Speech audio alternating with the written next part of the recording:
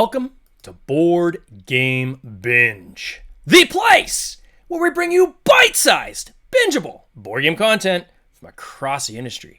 I'm your host, James Staley, and in this episode, we're chatting with Chris Backe, a board game designer and creator of Tabletop Publishers, an all-in-one online platform designed to help you find the right publisher for your game and manage your pitches with ease. Chris, welcome to the binge. How you doing, my friend? I'm doing good. I love the energy. Here's to some fun times with some coffee here. So you're joining us from England, right? Yep. Yeah. And Uh, Birmingham, England, second biggest city in the country, about 3 hours north of London. Uh, the accent obviously isn't from England; it's from the Chicago area. And everyone's like, "When are you going to get a British accent?" And I'm like, "Have you heard the way people in Birmingham talk? I do not want that accent."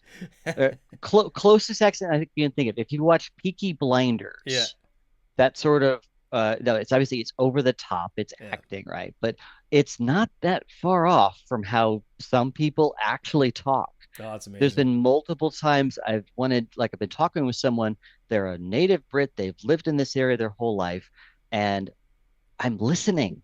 I've got good hearing. They're speaking at a volume I can understand. And there are times I want to go, I'm sorry, do you have subtitles? Just I can't understand what the words coming out of your mouth. It's like there's that Austin Powers scene where he's talking with his dad Yeah. and they start, going back and forth, and then like even the subtitler has the question marks at the bottom going, we don't understand it either. It's So like that in yeah. certain parts of Canada as well. If you go East Coast Canada, like Newfoundland, there's certain parts where like I've got a buddy and I'm like, dude, I have no idea what you just said to me. Like it's accents can get pretty thick. Now, I thought you at one point were like in Switzerland or something, weren't you? Um for a Like a brief few time, years yeah. ago? So Yeah. yeah. So I mean, we'll just reset the time machine here. So, uh, grew up in Chicago, went to college in Kentucky, got a job teaching English in South Korea in 2008. Nice. Uh, did that for 5 years. Met my now wife, got married in 2013, and we became nomads. We were digital nomads for about 9 years. Yeah. We took an epic road trip across North America from the Halifax area, west to Toronto, south to Key West, Florida, and then back a different route. That was 2016. We did like 9 months in South America. Um, we spent several years across Eastern Europe. We did a few months around Western Europe. Brief visits in Switzerland. If you thought England was expensive, my freaking God. Switzerland, obviously, first world country. It's one of those countries where you set your watch by the train coming around at exactly 4:32. The train will be there, the bus will be there, and then you go, oh, there it is. Yeah, it's like Japan in that regard. Yeah. Um, but yeah, obviously COVID hit. We were in Poland at the time, Mm. and after being there for a little over a year before we were really able to leave, um, the as we were beginning to kind of look at what comes next in a post-COVID world, my wife began to look at settling down. Where do we go? What do we want to do? So her grandfather was British, so that gets us in on a residency visa. Mm. And so we settled in. There's a lot of bureaucratic stuff to deal with there, but we got in 22, and we've been here for a little over 3 years now. Um, and I've got the Kallax full of Oh, stuff. full. There you go. Obviously, you don't get to keep this as a nomad. So for those listening to the audio version, I've got a 5x5 Kallax here, and Full of it's all the just got a bins for board bunch. game design and things, right? Exactly. It's got a lot of little bits. So I go to a lot of the charity shops or the thrift stores, and most of the time I'll play the game at least once just to see if it's, worth keeping. Yep. And there are a few games up there, at the top of the shelf, that are worth keeping. Some of my own towards the front there. And but more often than not, I'll buy a game and I'll just keep it for the bits, Oh, you know. really? Wow. So um yeah, I'm brutal like that. But no, sometimes you get like it'll have a cool looking component in it, and other times, again, like my wife and I enjoy playing games together. So sometimes I'll buy it for the bits. Sometimes it's oh, this looks like a fun game. If we don't like it, I'll turn it into bits. So, um, I probably have one of the biggest collection of bits in Birmingham. Don't hold me to that, but if someone has a bigger collection, I'd love to talk shop with them.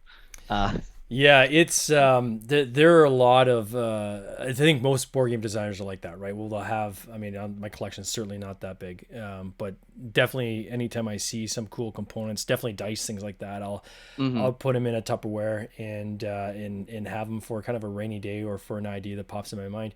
Now, you and I, we go back a little while. I think the first time you and I connected was oh my god, we were doing Nutty Squirrels the Elkwood 4. So this is at least 4 years ago, maybe close to 5 years ago, and through virtual playtesting, right? Which is a Yeah. cool thing that you guys that you co-founded, which gives people, and if people don't know, it's you can go online. It's they got a Discord channel, and you fire up your tabletop simulator, and you can play test with people from around the world, and you got different game designers and so forth, and everybody gives each other feedback, and it's a great tool, right, to give people a chance to kind of, quite frankly, play test, right? Because not all of us have a place we can go to do that, right? And so if you're in an isolated area or in a remote area, but you're a game designer and you just need people just to try it, that's what that's there for. You got all these people there willing to try it and give you some advice, and you can play other people's games as well, and kind of get some ideas from there. So that's where you and I first connected. Then we ran to each other again about 2 years ago. It was at Essen, and we Yes. were showcasing Cities of Venus at the time, and you had come by and you were showing me some of your game designs. You had your portfolio with you. How long have you been designing games? That's the part that just kind of popped into my head, where I was just like, this guy feels like he's been around forever, but there was obviously somewhere it started. Like when did you get into game design? Yeah. So this is 2016. So I mentioned the road trip. Yeah. And in the evenings, we're relaxing at the hotels, and I'm turning on Will Wheaton's Tabletop, Oh, the, so the good. YouTube series back in the Yeah. day. And he just made board games look like so much fun. Now, as a nomad, I didn't have the luxury of carrying just a bunch of stuff. I knew what they were. I played them growing up, but I didn't have a lot of experience with modern board games. So I started watching all of those episodes. I've easily watched all of them at least two or three times. And he made board games just come alive. He had a really good sort of teaching style at the front of the video. So when we finally arrived in Florida, this is the winter of 2016. I have a bit of free time, and I'm actually in one place for a little while, which is rare for us as a nomad. So I said, okay, I want to make a game. So I get some bits, some cardboard, my permanent markers, some foam board from the local stationery store or whatever, and I head into a friendly local game store in Dunedin, Florida. This is late 2016, and I remember kind of going in the first time. I'd heard of the event, I've got everything set up, and I'm ready to rock. And I parked the car. I kind of bring my tray, not even a box, but like a tray of like hand-drawn components with sleeves and cards designed in Microsoft Word. And it was just so plain looking. But so there's that, right? There's always this nervous feeling. You as a designer going into your first play tests or the first time you're going to show your game to other people, it is a scary thing. Yeah. There's no way around that. You have to, so this is you kind of fighting your own internal battles, giving yourself the mindset of it's going to be fine. We're going to have some fun. You're trying to bring fun into the world. Life is good. So for me, I walked into the door and like I see some the tables in the middle of the room or whatever, and I look over to the right and I see there like every cafe has their like library board Yeah. games, and it's like 100 games on the shelf. I'm like, I kind of look down at my tray and I'm like, why is anyone going to want to play my game Yeah. when they can play any of these other games? 100 plus professionally designed, fully boxed, fully manufactured games. Why is anyone gonna want to play my little thing? Yeah. So again, it. There's a lot of things, especially early on, that can feel like it's going to shake your confidence. And I have to tell you, just keep going, Yeah. keep learning, keep listening, keep playing, continue on your journey. So Yeah. there's that. Yeah, the Um, feedback is the hardest part, I think, of that whole thing, right? Is when it's first when you're starting out, is you're so vulnerable bringing kind of your creation. This is mhm, your baby. You're kind of putting out to the world, and you want people to play it. You want them to have fun, but at the same time, that comes with something which is feedback, right? And exactly. you get the intangible feedback, which is just through observation of these people getting it and are they having fun. And Hmm. then there's the direct feedback afterwards, which is, sometimes you have game designers played and they start giving you notes, right? And you can take that one of two ways. You can take it as, this is all great information. I'm just going to take it all in. Some I'm going to use, some I'm not, some I'm going to sleep on. Or you can get offended. And, Exactly. some people get offended, right? Some people are looking not for feedback, they're looking for confirmation. Yeah. And that's tough because if you're looking for confirmation, don't ask people for feedback. Yeah, and what happened, my very first playtest I come in, the game was called Meandering Minions, and this was very clearly my first game, my first playtesting session ever. Yeah. The playtesters were kind. They had fun. They had notes. They understood how to play. I teach the game well enough. Some things were not balanced well. Some things were unclear. The middle of the game we kind of muddled through it. I had to make up a rule or two I didn't have a rule for it, so I had to make up a rule on the fly. And obviously, at the end, I just say thank you all so much for your time and your energy. Yeah. If you'll be here next week, I'll have a new version to show off. They came back, and I came back, and it's been history ever since. That's So, cool. um, yeah, so I was still a nomad for years after that, still kind of making games, trying to play test them wherever I could.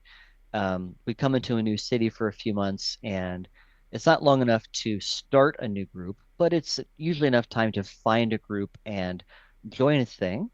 I had a lot of success with like expat meetups Mm. or nomad meetups. Yep. These are, English speaking folks that are ready. They're at a bar, they've got a drink in hand, they're probably ready to have a good time.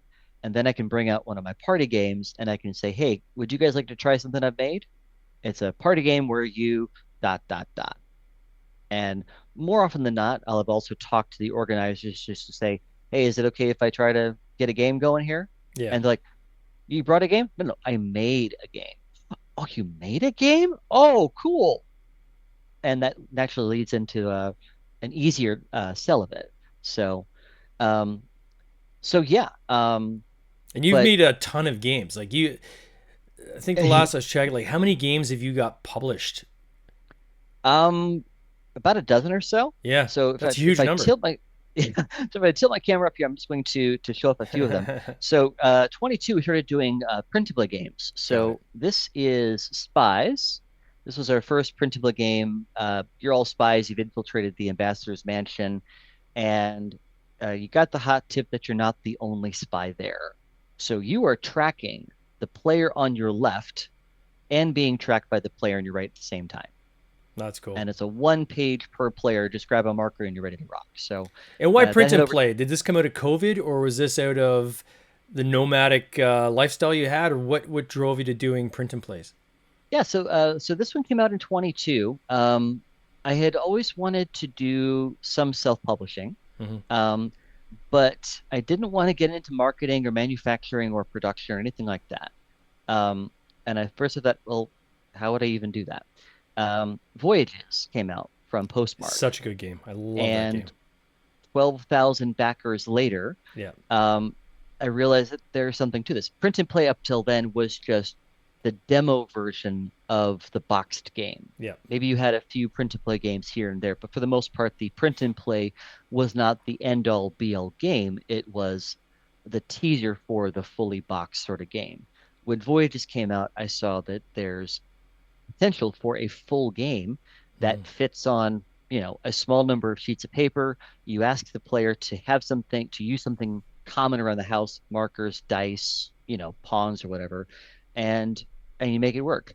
And I actually had a really weird time designing this game because when we started it with no box games, I wanted to make printable games with no assembly required. Mm. And the first thing with no assembly required means no cards. You're not cutting out a card. So I started asking my designer friends. I'll pan down for a second here. Um, ask my designer friends, how would you make a game with no cards?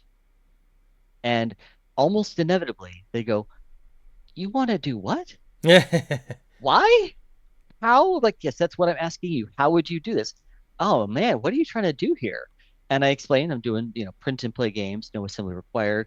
And you use cards to keep hidden information hidden.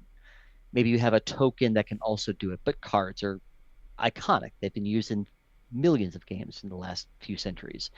Um, so um, in Spies, all that information, your hidden information is kept in your head. You are also keeping your sheet hidden, and you're marking that as you play or whatever. Mm, Um, so, but that started me thinking down different ways of creating fun. You know, a lot of traditional board games, we use cardboard and paper and wood and plastic and meeples and all that sort of stuff. Um, but with a print and play game, you've got a few sheets of paper, and it naturally leads to simpler games because you can only fit so much detail on a page. And yeah. then you see something like Twilight Inscription. When it comes out, it takes the entire experience of Twilight Imperium, or parts of it, puts it into a print or a roll and write style game, and you go, okay, you really can have complex roll and writes Yeah. if that's your cup of tea. Did all of these games that you launched, did they all go on crowdfunding, or did some of them go straight out to like through other channels, or how did you go about publishing all these games? Yeah, so these were all kickstarted at one point or another. Mm, Yeah, so Spies, there was Around the World in 10 to 15 minutes. We actually have a second edition on Kickstarter as we record this. This is Dragon versus Kingdom, where you score points by building the kingdom, and then you score points as the dragon, burning it all down. This is Stargazers that was signed from a friend's company, and this is Starfront Scouting Academy, which came out early this year. Um, I've got the box games, which I can show in a second, but essentially, yeah, those were all kickstarted as a way of just finding the community, building the community of folks. yeah. And for a lot of folks, the pitch, I hope, is fairly simple. You're gonna spend $5, $8, and you're gonna get a full replayable game. Yeah. Um, and at the end of the day, um, that's how that goes. I do make other games to pitch publishers, Yeah. and those are the classic sort of box games. So I'll grab a But in couple of them terms here of the because segue, because I mean, that's a great segue into tabletop publishers and the learning that you had going into that.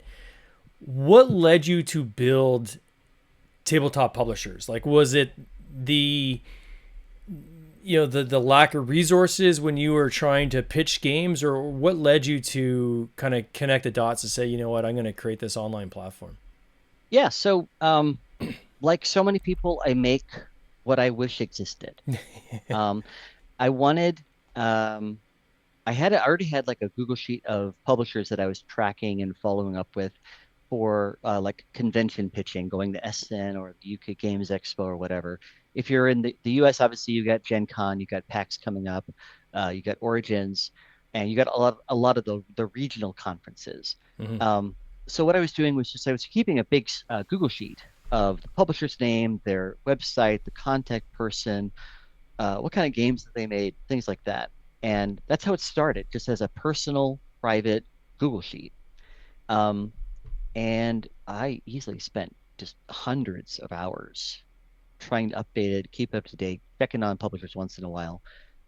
When Cardboard Edison announced their compendium, um, I signed up immediately. They were the first company to do kind of a big database of publishers, Yep. and I really appreciated their take on it. They got the information from the publishers straight away. They added it to their database, and you got the sum collection of that knowledge. I really liked that. Um, Over time, the information began to feel like it was getting to be a bit out of date, um, either because publishers weren't returning their surveys or they weren't getting updated. I don't know the whole story there, but because the information didn't feel as up to date as it used to. Yeah. So something a publisher may have wanted a year ago is now not nearly as relevant to what they're looking for now. It's like a girl's phone number. Imagine looking in an old pair of jeans Yeah. and you find some girl's name and number from a year ago, and you go, well, I can't call her now. That's kind of weird, you know. Yeah.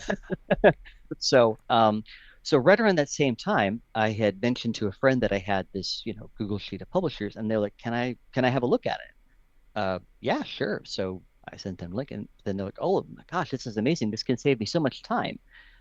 And I hadn't thought of it as a product or a service to be sold. It was just a thing I was building for myself. Hmm. But one thing that you do when you're making anything, when you design anything, you're solving a need.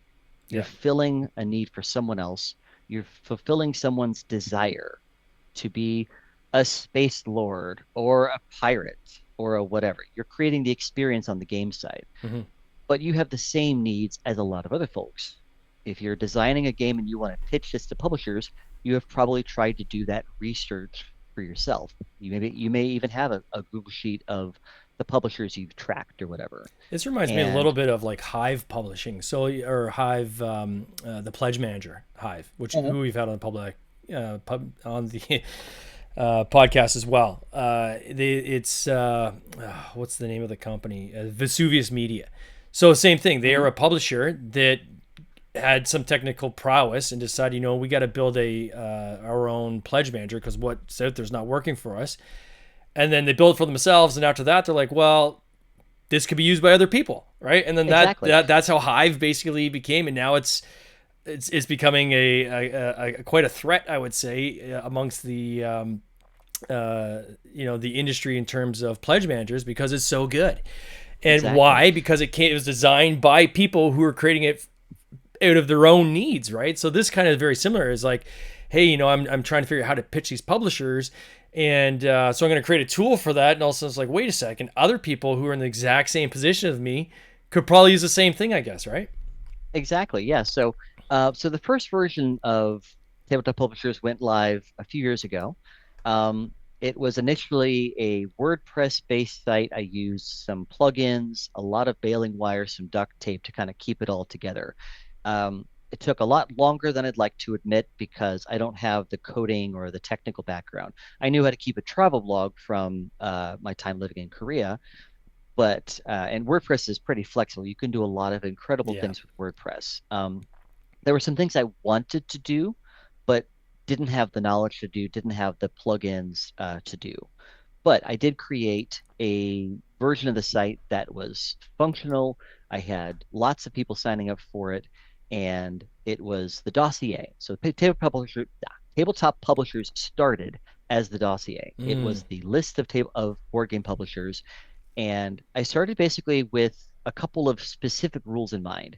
All of the data is public facing, meaning anything that I might learn from my own personal pitching or anything Hmm. confidential, that's not in there. Yeah. I never want to hear a publisher go, "Hey, you kind of told the world about our secret plans for next year," and I never want that to happen. So if that were to ever come up, I would be able to say, "Well, here's my receipt. You Yeah. talked about this on this podcast last month, or this was on your website, or you mentioned this on social media. You announced this game on X Twitter, public facing information." So that was one kind of hard and fast rule. So I want That's to kind of just a pause on that firewall. really quickly because I think this is important because I think people who might look at like anybody providing a tool that has lists are under this assumption that that guy just went and just did scrape the internet and just grabbed a list of publishers contact information and he's put this into this thing, and gosh, if I reach out to these people, half these publishers might not even be looking for games, or they might be wondering like, why is this guy coming through that? But you didn't. Like, this is a vetted list. You went through and said, okay, do they have are they actively looking for games, right? Have they mentioned somewhere that they're actually looking for games? So that's key, right? Because that's very, very different than some of the other things you might see out there where someone says, "Hey, I have a list," and okay, well, you got a Hmm. list, but it doesn't mean that's a good list. It's just a list, right? Yours is Exactly. actually a qualified list, which I think is important. Exactly. So there's actually two lists. The ones that you would see as a subscriber, Yeah. I'll call it the public facing list just for the sake of argument. This is the list. It's over 500 publishers right now. And there's two ways to get on this list. You are either a publisher that A has something public facing that says you're looking for submissions. It could be a submission page. It could be something on your contact form.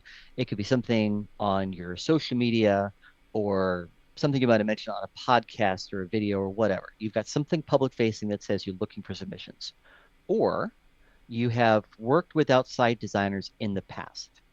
Most of the time, if you work with some, you're probably going to continue working with them. Yeah. So those are the two main ways that you get on the public facing list that you can see in the database.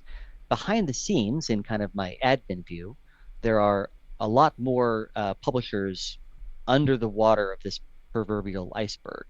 These are the folks that predominantly are in business just for their own games.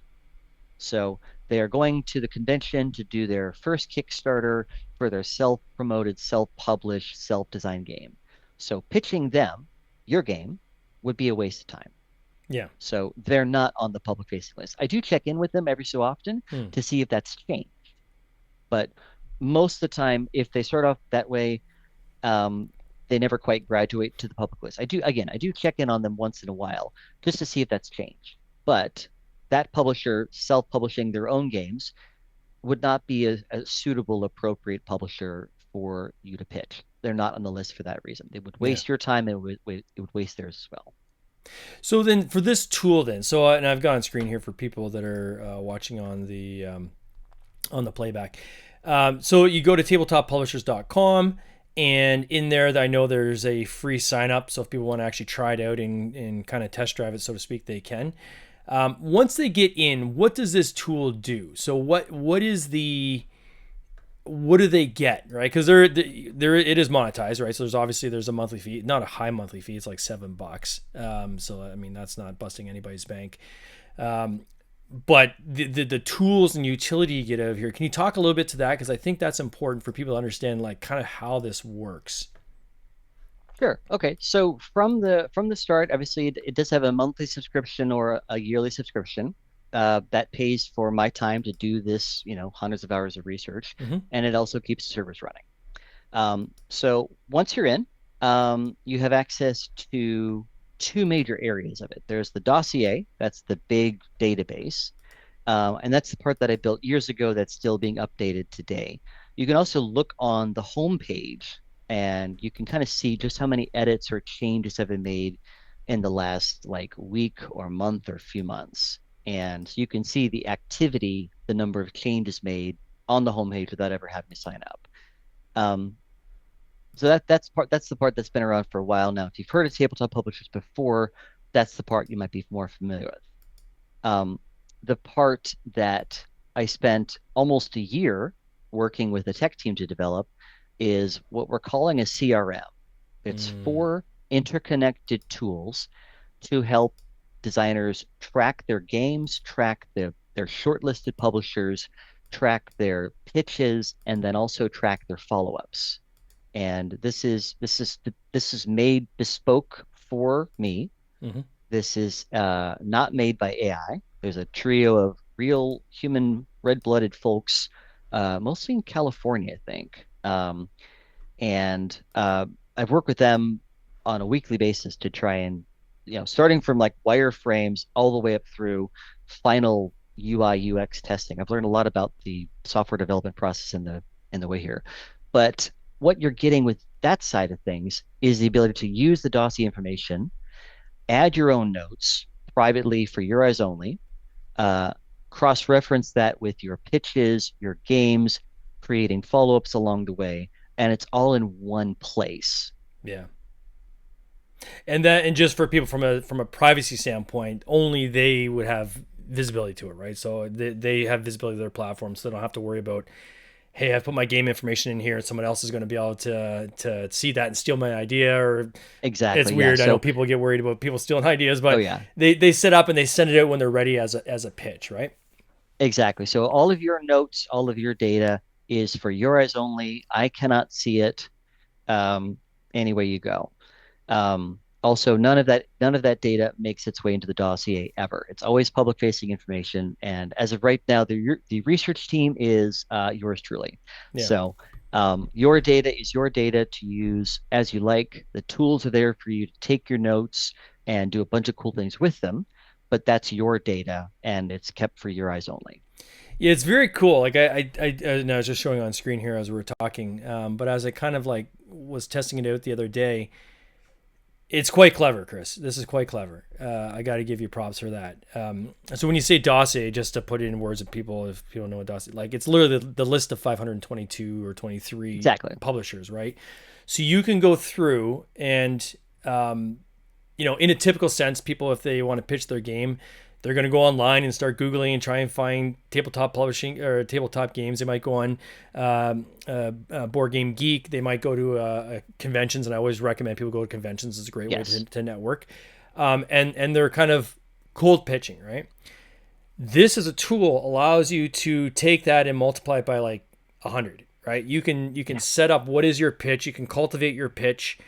You can put all the information in, and then you can start outreaching to those individual publishers through this platform, right? And so there's going to be publishers you've never even heard of that you can pitch to. So in this very self-contained kind of dashboard, it's like this is like pitching on steroids, right? Like it allows you to create that pitch and hit a massive number of publishers, way more than you would be able to do if you're trying to do this manually, in a much, much shorter period of time. So in terms of the efficiency of being able to push that idea out and really turn this into a process, it's a very cool tool. I haven't seen anything like this out there at all. So again, kudos to what you create here. It's cool. Thank you so much. Now I do want to clarify one thing here. Yeah. So so just to provide the context and I don't want to say a caveat here, to make sure there's no misunderstanding here, what we're doing with Tabletop Publishers is giving you access to the data, giving you ability to search and sort and filter your way through it, and create the short list of publishers. You still need to do the pitching your way. Yeah. You still need to do the pitching in the way that the publisher might ask for. I'll do my best to say, go to this submissions page. Yeah. Or send an email to this person, or use this subject line, or ask to get invited to their submissions portal. I'll try to give you all the steps there. Yeah. But in the words of that famous philosopher Neo, I can only show you the door. You have to go in. So I'm not going to do the pitches for you. That's still on you, good designer. I still think it's fair if you have like someone who's just getting into game design and they're looking to pitch their idea for the first time, and you ask them, how many board game publishers can you name? Mm-hmm.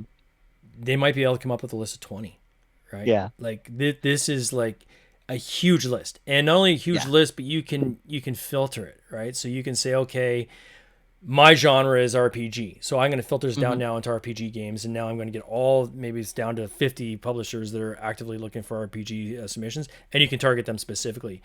And I, as a publisher myself, I often run into this where I'll have somebody pitch a game to me through my website, and then I'm like, well, did they even look at my website? Because this does not fit even close to what the kind of games that we do, right? So it's an instant no because they didn't even research me. Exactly. Right. So go ahead. And what I'm really hoping to do, obviously, every designer has seen or heard of someone that's tried to do the spray and pray email, where they're just going to send the same pitch, the same copy pasted thing everywhere that they can. That has never worked in the history of designing ever. Stop doing that. You're only annoying people. But so by being able to sort and filter and make your short list, and that short list is it will still have several dozen folks for you to research. And still, at that point, it becomes your job to continue the process. Pick up the torch. You now have a good idea. You can make one click to the website, and you can see for yourself, ask for yourself, does my game feel like it would fit with this publisher? Yeah. If it's a no, okay, no worries. Don't need to shortlist them. If it does, yes, come back to Tabletop Publishers. One click adds that publisher to your shortlist and kind of gets you into that CRM customer relations management software that we're talking about. No, it's so cool. Where do you go from here? Like, I know you got so much going on, but is there like a certain path that you're focused on in the short term of what you're wanting to achieve this coming year? Yeah. So with Tabletop Publishers, obviously continuing to research, continuing to grow subscribers, listening to their feature requests, keeping the tech going to serve designers. going for a best-in-class tool that kind of hits all the boxes, not just research, but also keeping designers organized. And this is one of those things where I'm not just the creator thing. I also have my own personal account. I'm going to be putting in my own details and data of my own games because I started this to help me pitch my games better. That's still the case. I'm using my own product to make my own pitching better. Beyond that, I'm going to be making more print-to-play games. And I'm going to continue to make games, continue designing games, continue running and going to the gym. I signed up for a marathon next April. Oh, wow. I've done a half. I've done lots of 10Ks. I've almost got my 100 shirt for the park runs. So, yeah, it will be an interesting time. Well, that's awesome. Well, for those who want to check this out, I will put a link in the show notes. I encourage people to check it out and take advantage of the free trial at the very least, just to kind of poke around. And Chris, I want to wish you all the best on this. I can't wait to see where this thing gets to. It's a very cool tool, and congrats to you for bringing this to the industry, my friend. Thank you so much, sir. All right, buddy. You take care. Cheers. This has been an episode of the Board Game Binge podcast, hosted by James Staley, produced by James Staley and Mike Bruner, with original music by Nick Smith. If you would like to watch these interviews live, simply subscribe to our YouTube channel, Board Game Binge, and you'll get access to live interviews, giveaways, and interesting board game content from across the industry.